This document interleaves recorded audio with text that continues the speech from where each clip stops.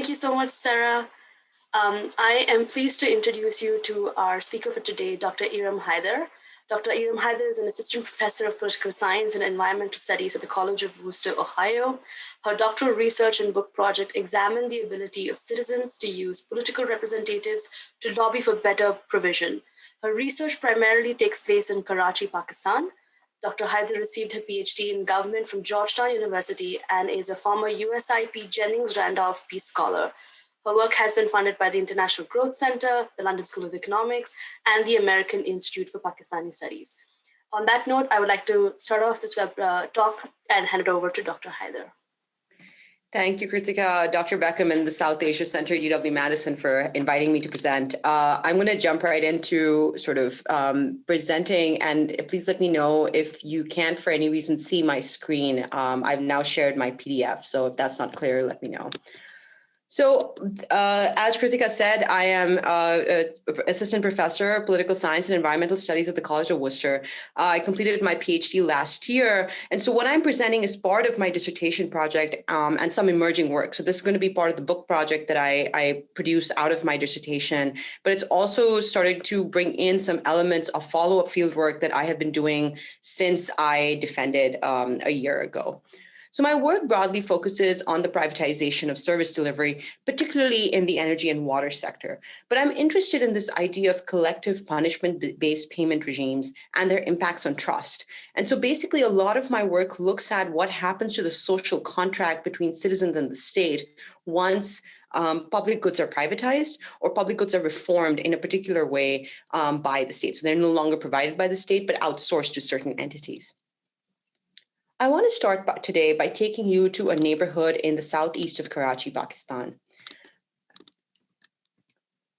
This is Muslimabad in the southeast of Karachi. I actually first went here back in 2017 when I was sort of really conceptualizing my research project. And I just started sort of soaking and poking and sort of figuring out what's going on here.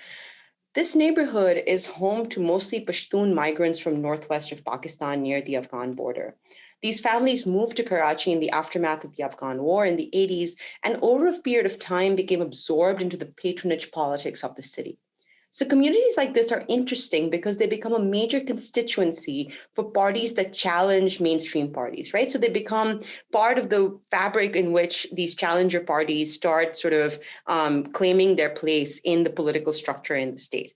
And so this particular group is represented by the People's National Party, or the ANP, and so their main challenger party is the PPP. So sometimes it's really interesting here. If you see this picture, the flag that's at the very front is the PPP flag, and the flag at the back, which are the red flags, are the ANP flags. So this is a competitive constituency, and you can sort of see that visually as well. People recall a time when they used to give someone money to get their bills sorted, right? Being a semi-permanent migrant, their interaction with the state was mediated by local political actors. All this changed when electricity became privatized in this neighborhood and in Karachi in 2009. The area got marked as one with high levels of piracy. So this is the word kunda, right? The thing that they're referring to, and I'm going to come back to this, is a pirated electricity connection. Therefore, they are subject to more outage than others, right? So because this area is known for theft or known not to pay its bills, it gets marked as being a high loss neighborhood. Okay. So this is sort of a group of people who I met. They say we used to pay our king for the bills. And the king they're referring to is Abdul Ghaffar Khan, which is this Gandhian figure who's the historic leader of the Pashtun community. What they mean is they are here because of the protection offered by the party. They're in Karachi because someone allowed them or gave them protection to settle here. So it would make sense to pay their electricity bills to them as well.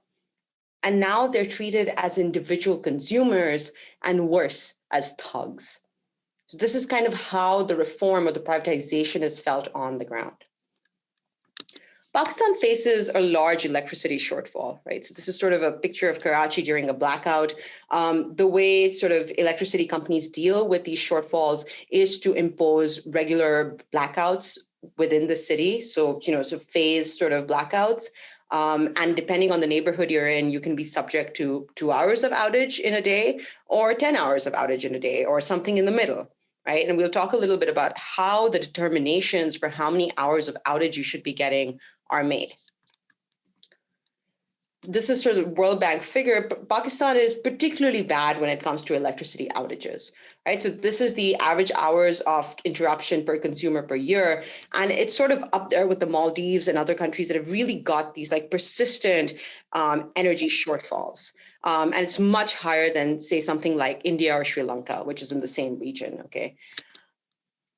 Some studies have focused on the generation capacity in Pakistan, and others on the long-standing circular debt in the country. That is a system of outstanding dues between generation plants, the state oil company, and the consumers. But in urban Pakistan, a major focus has been revenue losses, right? So this is something that comes up in the media and the narrative. This was part of the impetus for privatizing electricity in Karachi, is that electricity companies are distributing units that they are not collecting bills for, right? So you're sending out, thousands of units a day, but you're only collecting, say, 60% of that, or 30% of that, or 50% of that, right? Depending on the time period that you look at.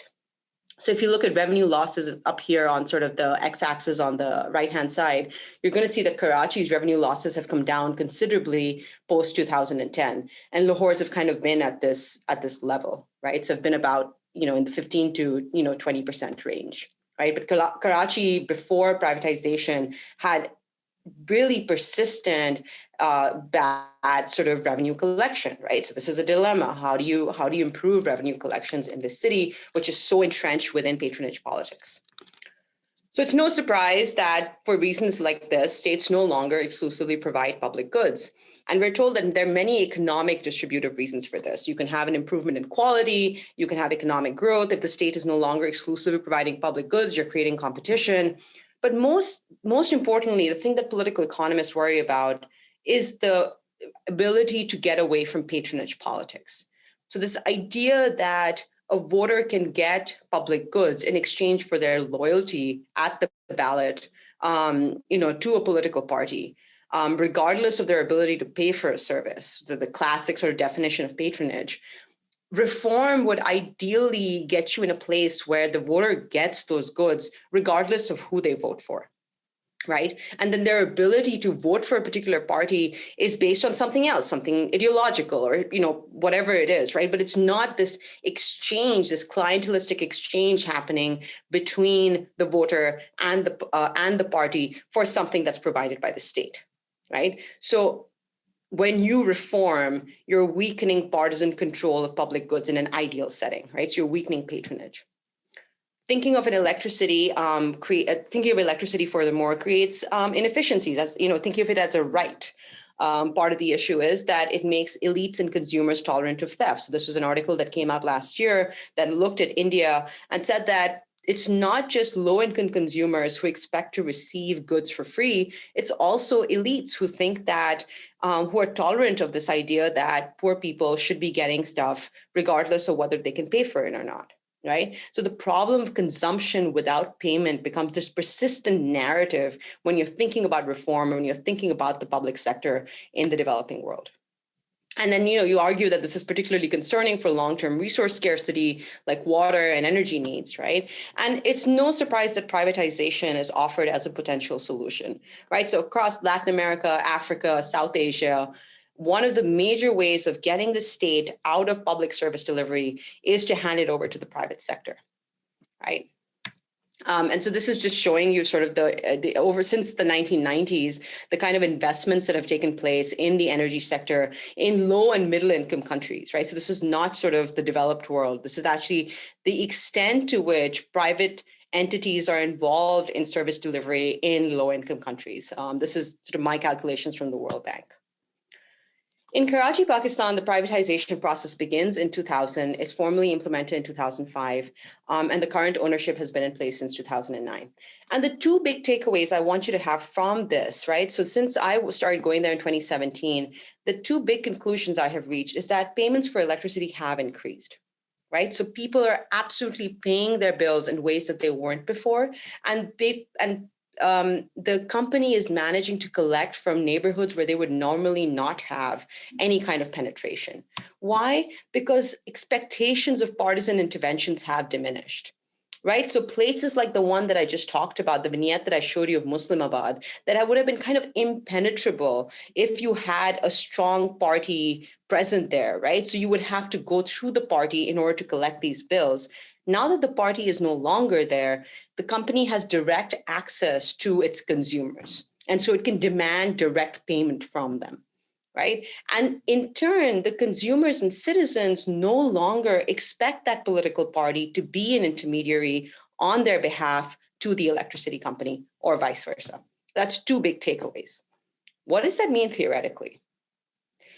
One of the big issues, sort of, when I take a step back, sort of been sort of doing this for 7 years now. When I take a step back and I look at this, I see that there are two broad theoretical sort of frameworks when it comes to public goods reforms.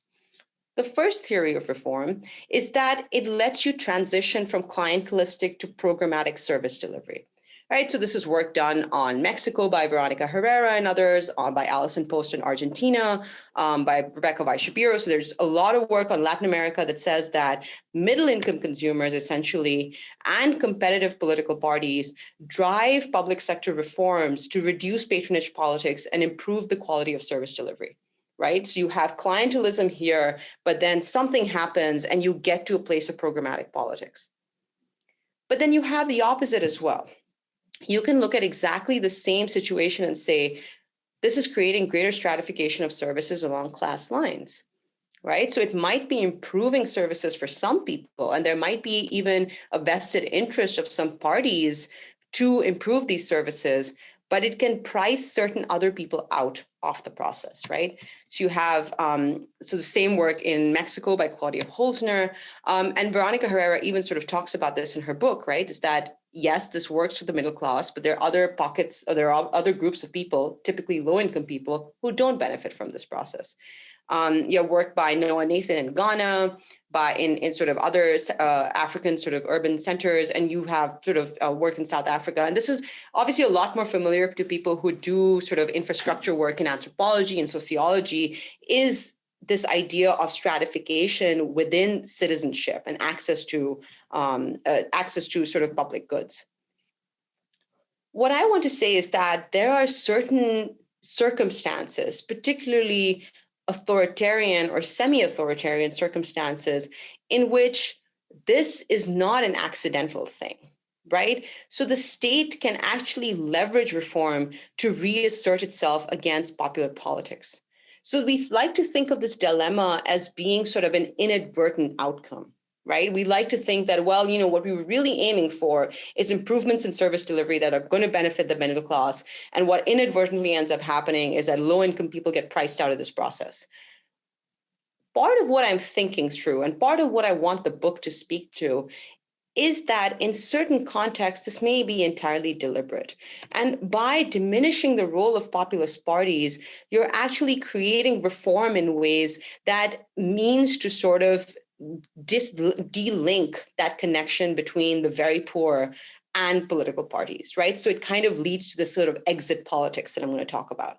So we're going to try and come back to this, but this is really sort of part of the work that I'm developing now. But I promise you the rest of what I'm going to show you is very much like things that I have thought through in each of my chapters.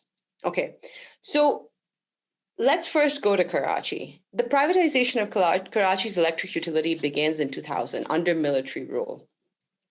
It is formally instituted in 2005, and in its current state since 2009. This was civilian rule, right? So again, you have this period of autocracy and period of democracy that's coming in. It's not an old democracy, right? So this is very, very recent. And there are two political parties in power when reforms are implemented. And I think this is part of the reason why these reforms were so palatable, is they were actually spearheaded by these two major political parties, the ones I talked about earlier. So this is the MQM, right? So major political party, very popular, draws massive crowds. And the PPP, also major political party, draws massive crowds. And by 2015, there are major military-led operations that have been carried out against both of them. So that I find super interesting, right? So on the one hand, you have these parties who spearhead this reform movement that has a lot of buy-in from industrialists and large stakeholders. And at the same time, they're losing power.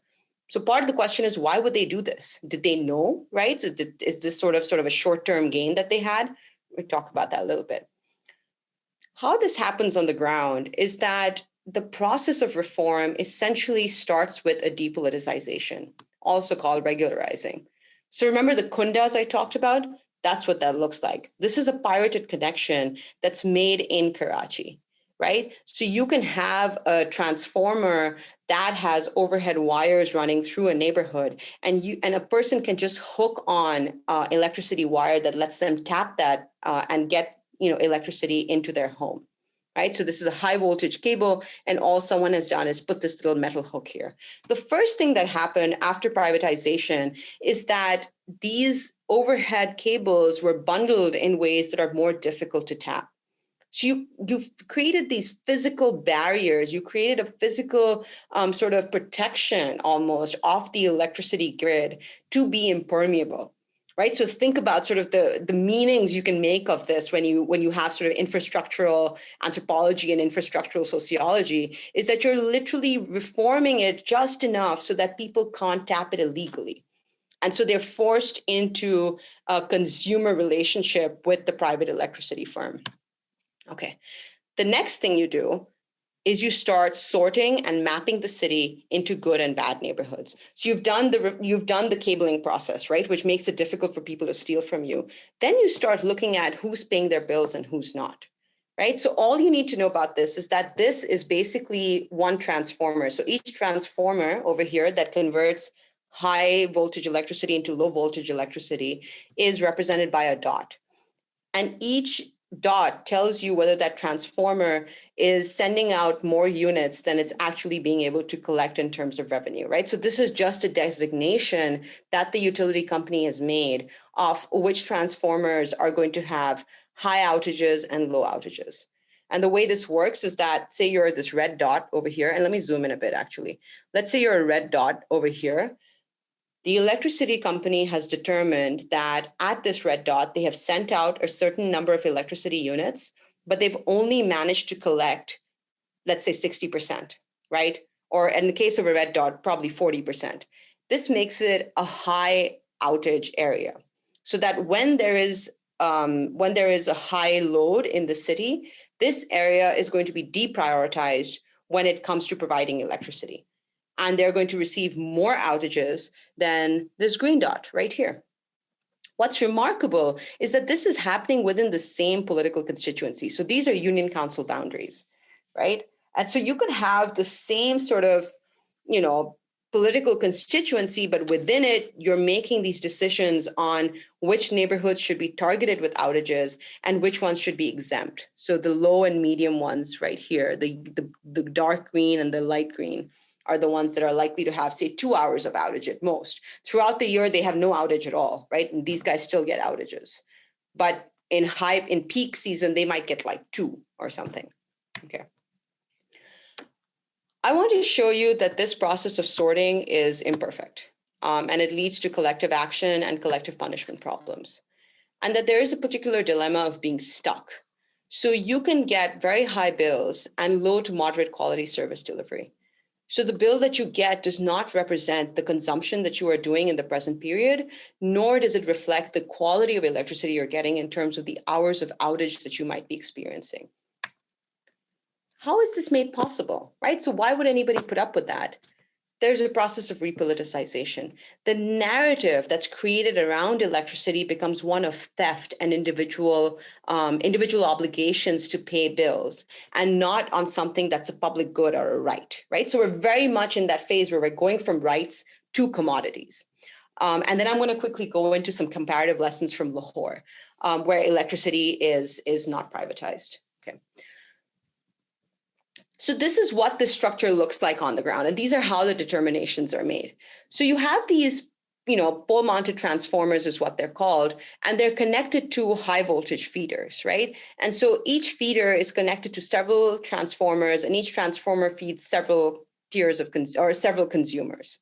And that might look something like this, right? So at this PMT, you might expect that there is 50% bill collection, right? So you're sending out certain units of electricity, but the electricity company says that, well, we're only getting back about 50% of what we're sending out. You might have ones in the neighborhood that are paying maybe 30% of their bills, and you might have ones that are where about 70% of the consumers are paying their bills. So what does this aggregate up to?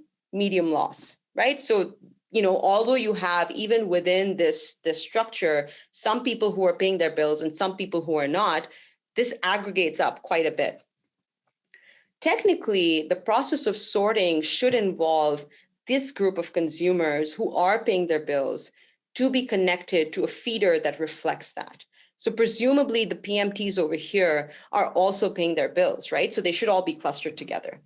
And it's worth saying that in the initial period, the electricity company did try to put people into bins where they were with similar consumers, right? And if you've guessed that this is based on the ability to pay or the sort of their economic status, you're absolutely right, right? So middle class and upper middle class consumers were sort of categorized with other middle class and upper middle class consumers as long as they were geographically proximate.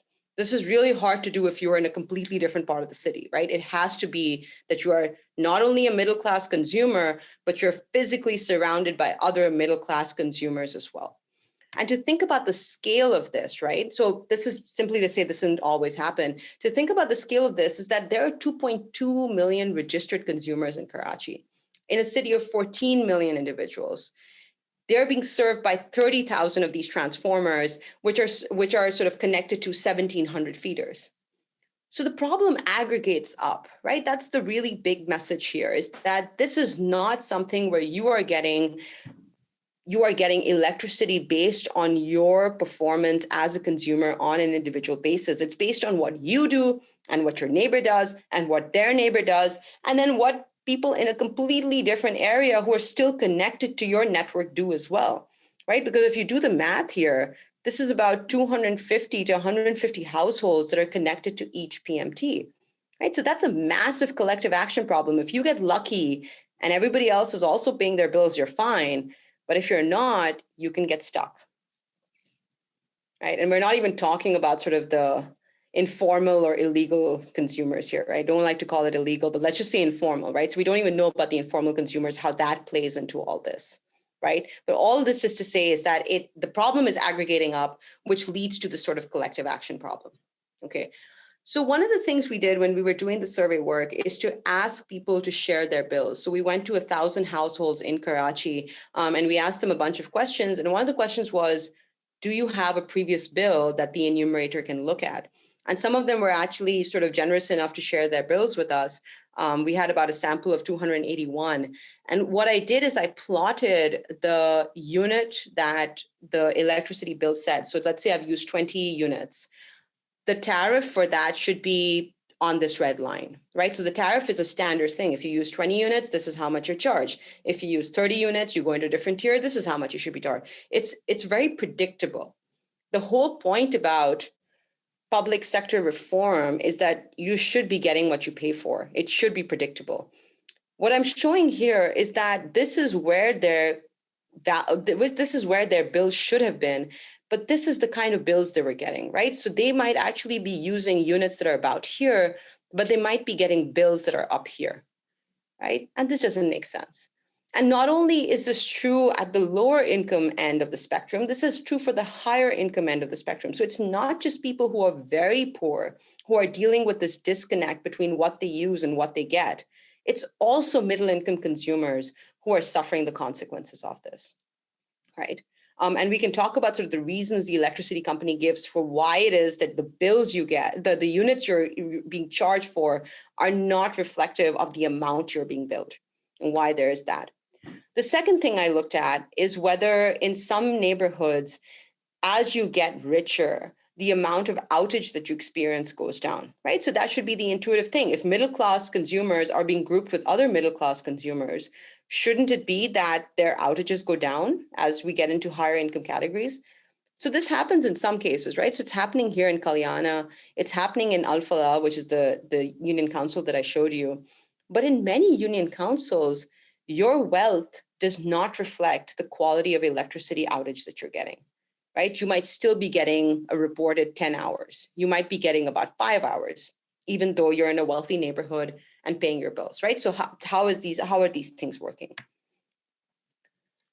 The gap that's being created by siloing the electricity company from influence from the political parties and political structures is that you're not allowing claim making to happen, right? So claim making is this really powerful theory that suggests that you have the ability of citizens to fill gaps in service delivery by petitioning the state for better services, right? So Gabby Cooks-Wisner talks about this in India. You have other people who have talked about this in other places in South Asia. When individuals feel entitled to rights, they demand improvements. Right, so this is sort of Erica Simmons' great work in Bolivia and Mexico, and work of people in Ghana as well. So how does this work in electricity? So let's say as a group of people who are connected to this 50% PMT, right? So it's, you were at a really bad place, 50% of your neighborhood was not paying your bills.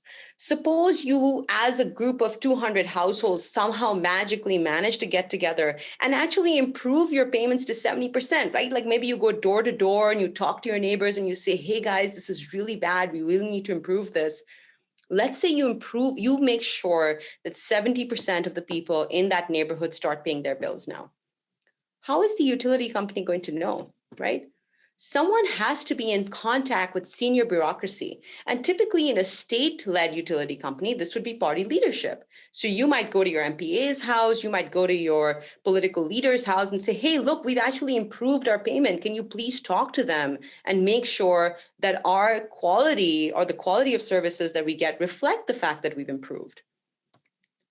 You would have to have some kind of network of street level bureaucrat or party worker maybe petitioning on your behalf, right? So it's very difficult for an ordinary citizen to go up to that level. It's usually done through some intermediaries, right? So you have this network of street level bureaucrats, party workers who are usually doing this liaison, this information back and forth between the utility company and the consumer, right? When opposition parties or when parties are not able to offer meaningful improvements, voters may exit. So in the absence of this connection, you might actually have disappointment, apathy, or the sense of just this is how things are. And that's very much what I saw in Karachi, right? So when I asked, who do you go to with this problem, right? This fact that you have only used so many units, but you're being charged an extraordinary amount for it. Who do you go to? And they say, there's no one to go to, right? There's no one to help us. Payments are demanded individually, services provided collectively. This is a passive collective action problem, right?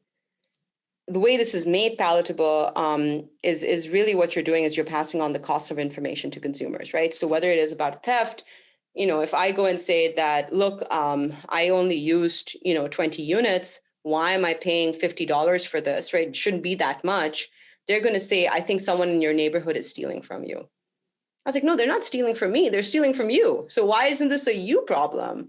But in order to make this my problem, the electricity company has to convince me that it's my job to go and catch the thief, right? Or that this is an issue of theft and this is not a structural problem.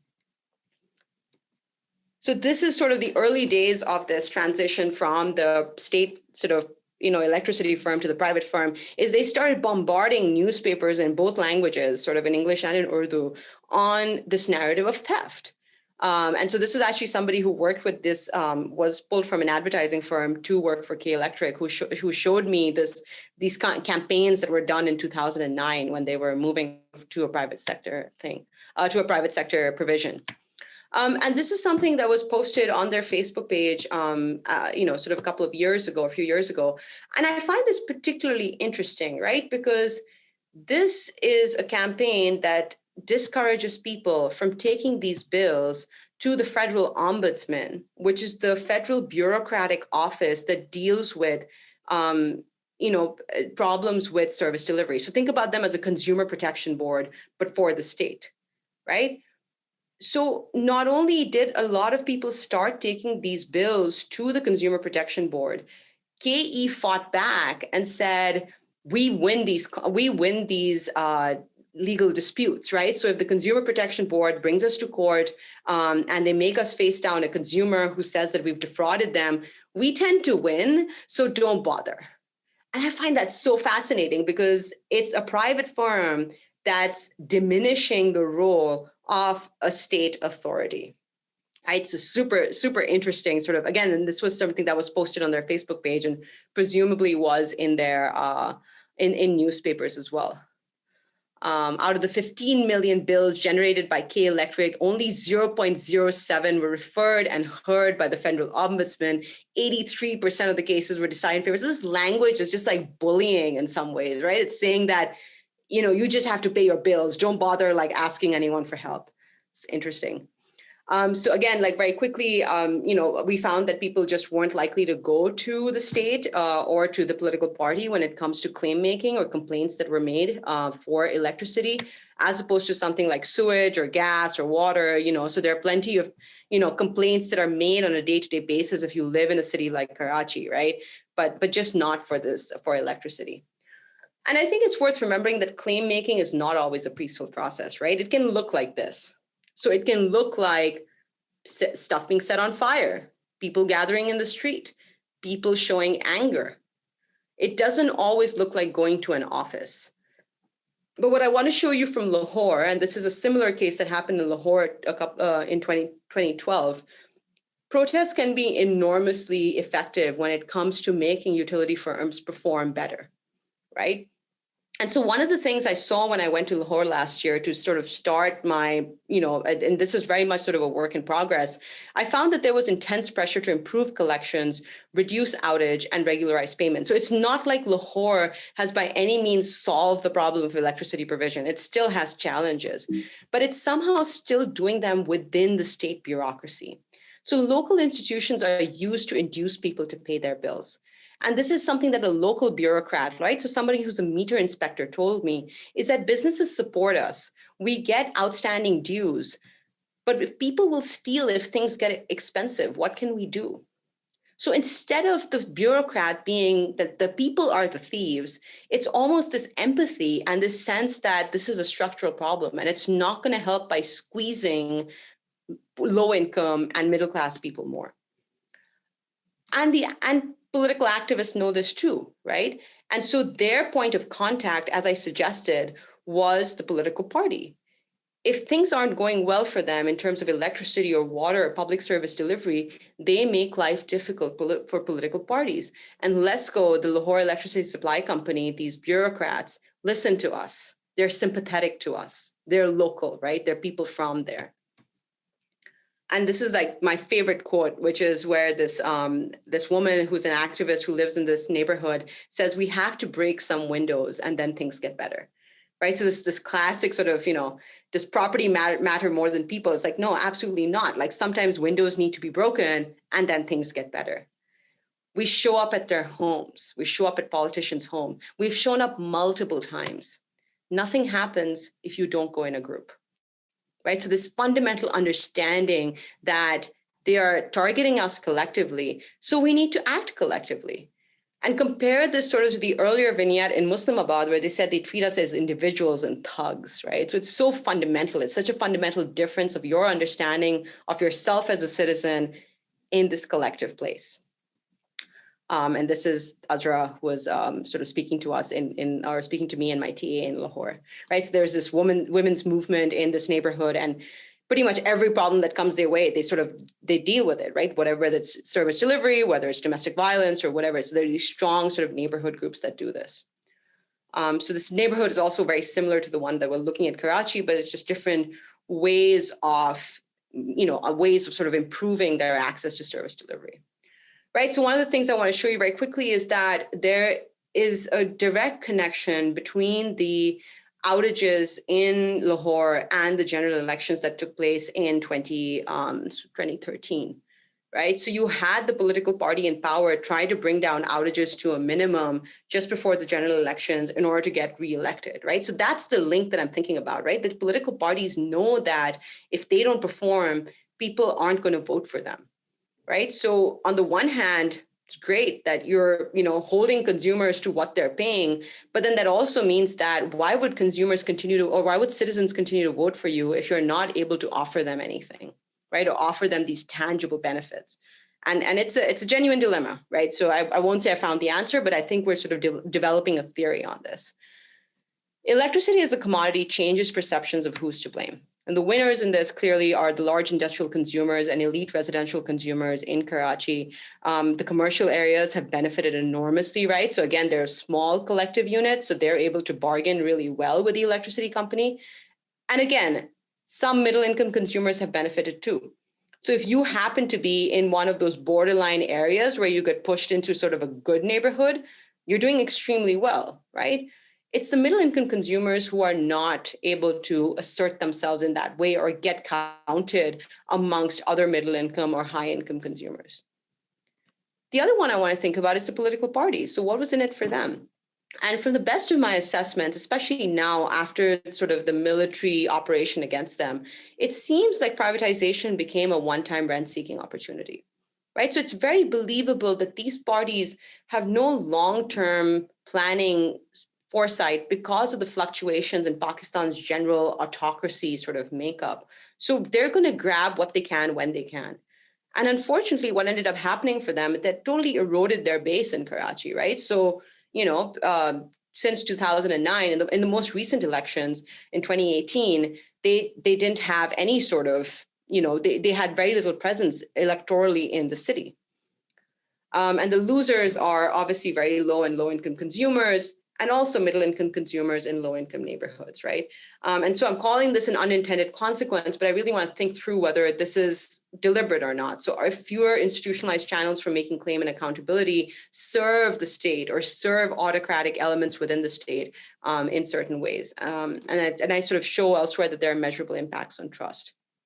Okay, so, very quickly, privatization does not change fundamental institutional weaknesses, and private companies don't seem to have the incentives we think they do to improve infrastructural weaknesses. So it doesn't really take care of that climate change argument either, right? It doesn't actually improve efficiency or fossil fuel dependence or anything like that.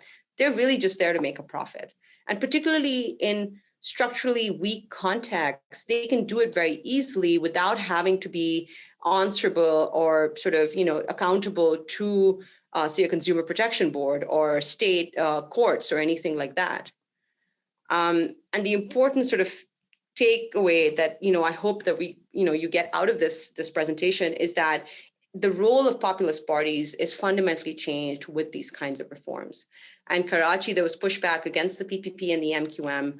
And in Lahore, there was this accommodation. It didn't happen quite in the same way. And particularly in Karachi, there was no incentive for political parties to seek programmatic reform.